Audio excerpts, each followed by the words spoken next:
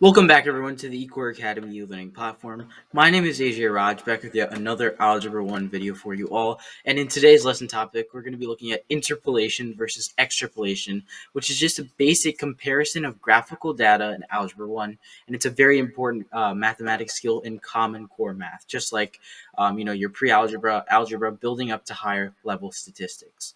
But before we get into the video, please make sure to do 4 things. Please make sure to hit that subscribe button, hit that like button on this video, turn on post notifications, and drop a comment down below. Let's get right into it. So interpolation and extrapolation. What exactly is this overview? Just as an overview of interpolation and extrapolation, essentially what we're doing here is we're collecting statistical data from what we call, basic algebraic graphs.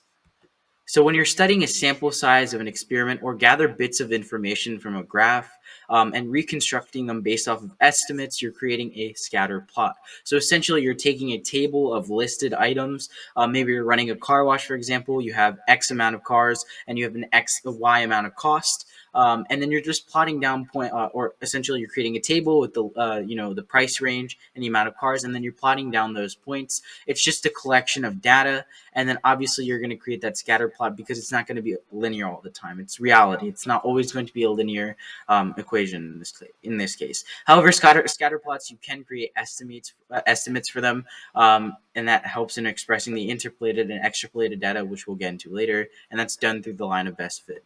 So this is an example of a scatter plot. Obviously, there's points over a massive range, and obviously they're going to be overlapping for certain X and Y values in this case. That is common.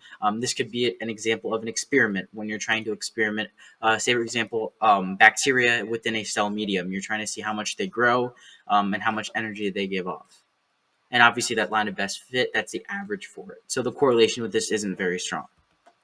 So let's take a look at interpolation specifically. So interpolated data.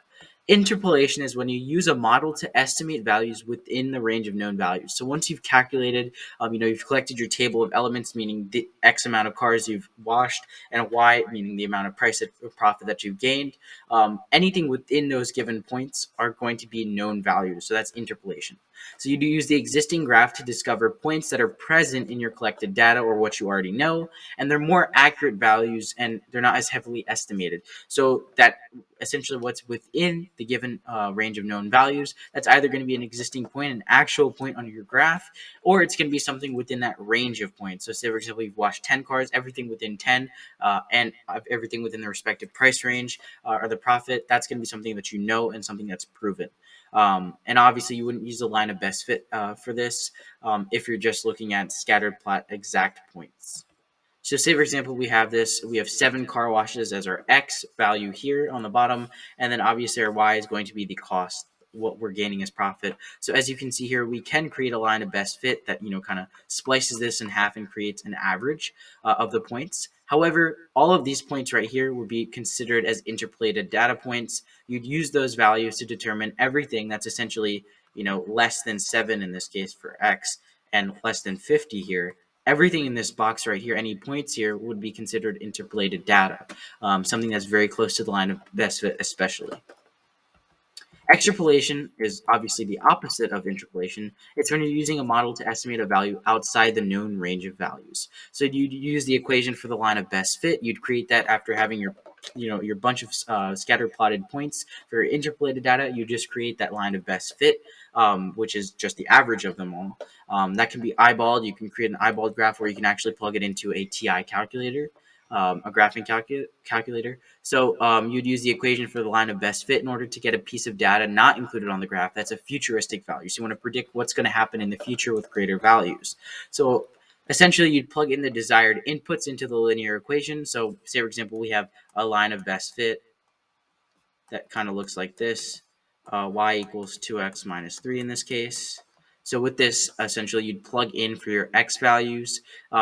Essentially, you plug in for your X values what you're looking for. Say, for example, the number of car washes it takes to reach, you want to know what that certain price range is going to be. So after X amount of car washes, you want to know what the futuristic profit is going to be. So this is everything that's futuristic values to get your estimated output.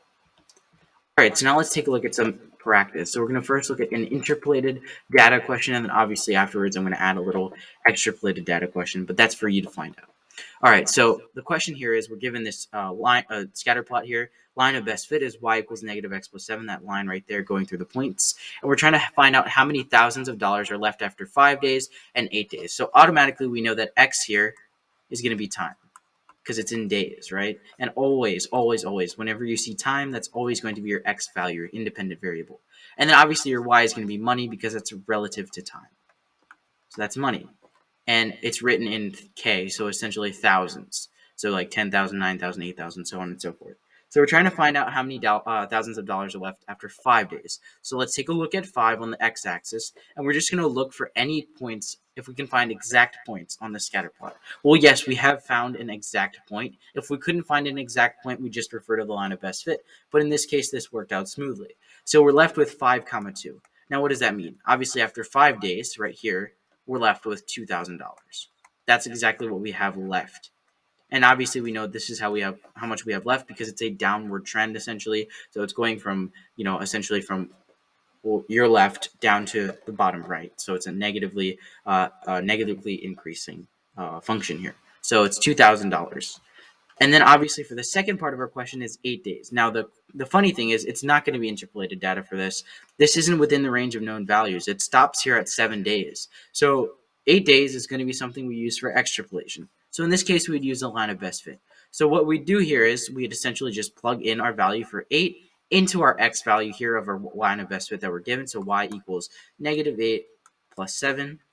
So that means that y equals negative 1, meaning we are negative $1,000. Now you might be thinking, wait, that doesn't make sense with general units. Well, think about it. It's dollars. So that means you are negative $1,000 in debt, essentially. So not only do you not have, a zeroed value, you've essentially used up all your money in a certain checkings account, but you're also in debt, so you have to pay that debt off.